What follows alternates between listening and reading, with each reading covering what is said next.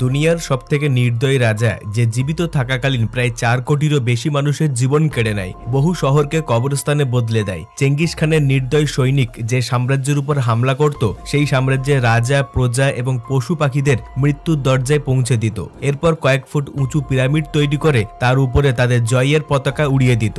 শুধু তাই নয়, এরপর সেই রাজ্যের রাজকন্যা এবং রানীদের লুট করে নিয়ে আসত। মাত্র কয়েক বছরের মধ্যেই চেঙ্গিস খান সমগ্র দুনিয়ার 1/3 জায়গায় নিজের আধিপত্য বিস্তার করে নিয়েছিল, আর সমগ্র দুনিয়ার বুকে তার সাম্রাজ্যকে দুনিয়ার সবথেকে ধনী এবং আক্রমণাত্মক সাম্রাজ্য হিসেবে স্থাপিত করে। আর তখনকার সময় এই দুনিয়ার 10% আবাদি চেঙ্গিস খান জীবিত থাকাকালীন পুরো শেষ করে দিয়েছিল। কি বন্ধুরা, শুনেই চমকে উঠছেন তো? ভিডিওটি কোনো রকম ভাবে স্কিপ না করে একদম শেষ পর্যন্ত দেখুন, কারণ আজকের এই এপিসোডের মাধ্যমে আপনারা জানতে পারবেন চেঙ্গিস খান সেই সময় কিভাবে মানুষদের উপর নির্দয় ব্যবহার করত এবং তাদের উপর অত্যাচার করত, আর নারীদেরকে কি রকম শাস্তি দিত সেটাও আজকের এপিসোডে জানতে পারবেন। আর ইতিহাসের খাতায় কিভাবে তার নাম উঠে আসলো সে বিষয়ে বিস্তারিত তথ্য পাবেন। তো চলুন বেশি দেরি না করে শুরু করা যাক।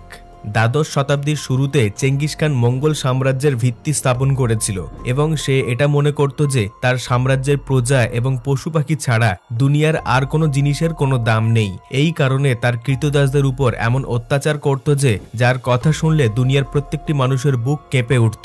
ইতিহাসে লেখা আছে যে চেঙ্গিস খান যে সাম্রাজ্যের উপরে হামলা করত, সেই সাম্রাজ্যের প্রজাগণকে নিজের গোলাম বানিয়ে নিত।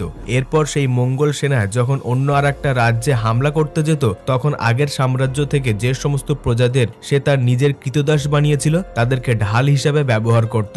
অর্থাৎ যখনই কোথাও তারা যুদ্ধ করতে যেত, তখনই অন্য সাম্রাজ্য থেকে বলপূর্বক আনা মানুষদের কৃতদাস বানিয়ে সৈনিকদের সামনে চলার জন্য বাধ্য করত, যার ফলে শত্রুপক্ষ যখনই আক্রমণ করত তখনই সেই সমস্ত নিরীহ প্রজাগণগুলি মারা যেত, কারণ সেই সমস্ত প্রজাগণ যুদ্ধ মারামারিতে ততটাও পটু ছিল না। আর তখনকার দিনে মঙ্গল সৈনিকদের কাছে কেউ ধোপে টিকতে পারত না। 1206 সালে মঙ্গল সাম্রাজ্য স্থাপিত হয়েছিল। তার ঠিক 3 বছর পর অর্থাৎ 1209 সালে চেঙ্গিস খান সিজিয়া সাম্রাজ্যের উপর প্রথম বড় হামলা করে। চেঙ্গিস খান প্রথমবার যুদ্ধের আগে তার 30,000 কৃতদাসকে যুদ্ধের ঢাল হিসাবে ব্যবহার করেছিল।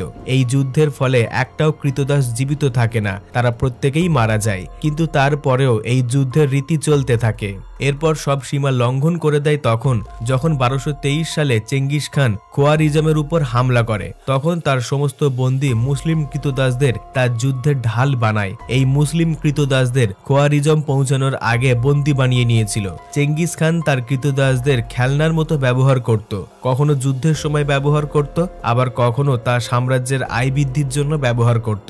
তার কাছে কে মরলো বা কে বাঁচলো তাতে তার কোনো যায় আসে না। চেঙ্গিস খানের সৈনিকরা সেই সমস্ত কৃতদাসদের সঙ্গে এমন দুর্ব্যবহার করত যে ব্যবহার হয়তো নরকেও করা হয় না। তাদের মৃত্যুর পর কবরেও ঠাঁই হতো না, সেটা গ্রীষ্মকাল হোক বা শীতকাল। সেই সমস্ত বন্দী কৃতদাসদের দিয়ে দুর্গের দেওয়াল তুলতে বাধ্য করত, রাস্তা তৈরি করতে বাধ্য করত। শুধু তাই নয়, মহিলাদের সঙ্গে যেরূপ ব্যবহার করত সেটা শুনলে আপনাদের বুক কেঁপে উঠবে।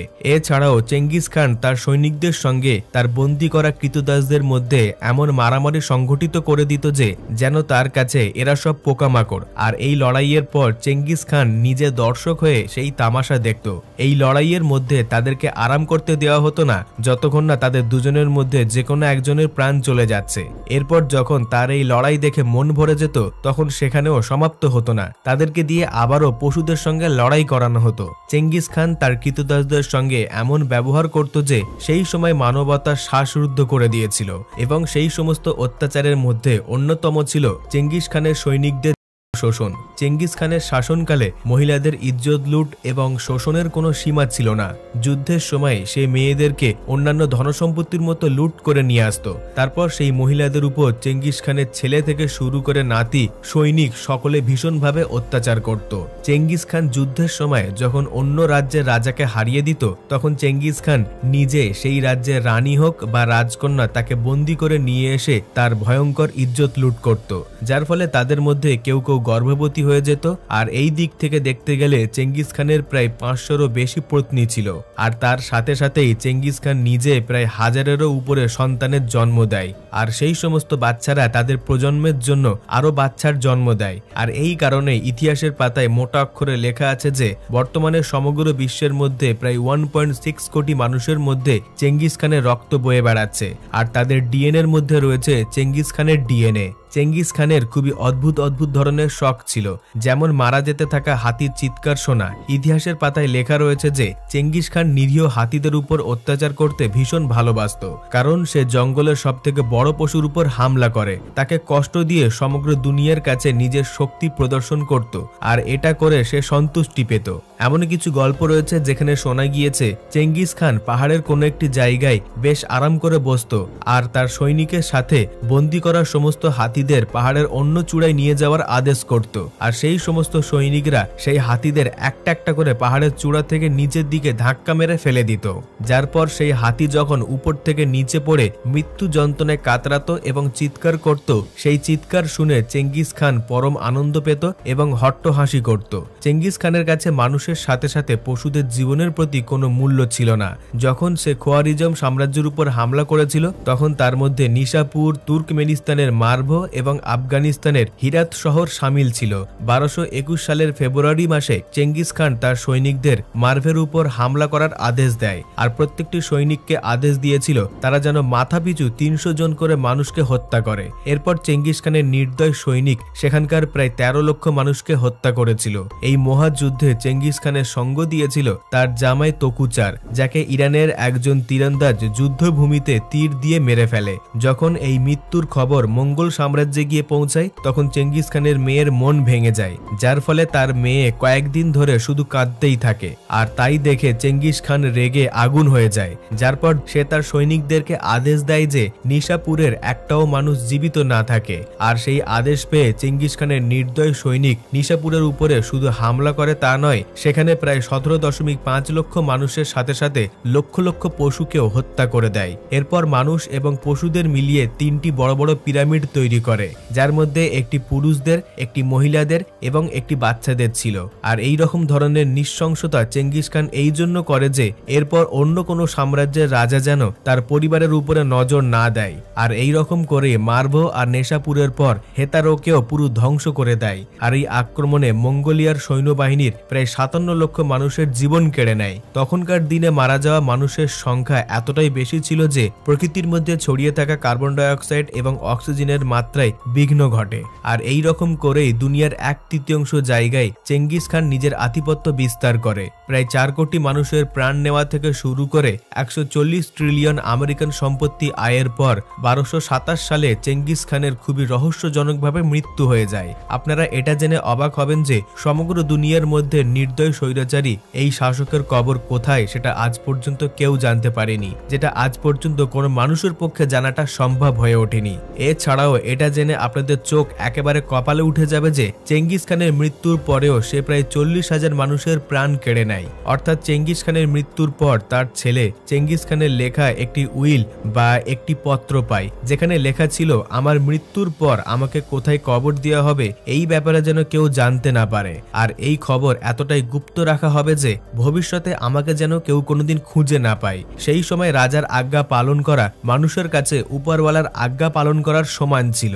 এই কারণে চেঙ্গিস খানের মৃত্যুর পর তার দেহ নিয়ে যখন সকল লোকচক্ষুর আড়ালে দূরে কোথাও তাকে কবর দেওয়ার জন্য নিয়ে যাওয়া হচ্ছিল, তখন রাস্তার মাঝে যাকে পাচ্ছিল তাকে মারতে মারতে যাচ্ছিল চেঙ্গিস খানের ছেলে। তারপর একটি নির্জন জায়গা দেখে অগণিত গর্ত করা হয়, আর সেই সমস্ত গর্তগুলির মধ্যে একটি গর্ততে তাকে কবর দেওয়া হয়। চেঙ্গিস খানের শেষ যাত্রায় প্রায় 2000 মানুষ সামিল হয়েছিল। আর যারা জানতো চেঙ্গিস খানকে কোনখানে কবর দেওয়া হয়েছে, অর্থাৎ চেঙ্গিস খানের মৃত্যুর তারিখ কোথায় লেখা হয়েছে, তারাও কাউকে কোনোদিন বলবে না এটা প্রতিজ্ঞা করেছিল।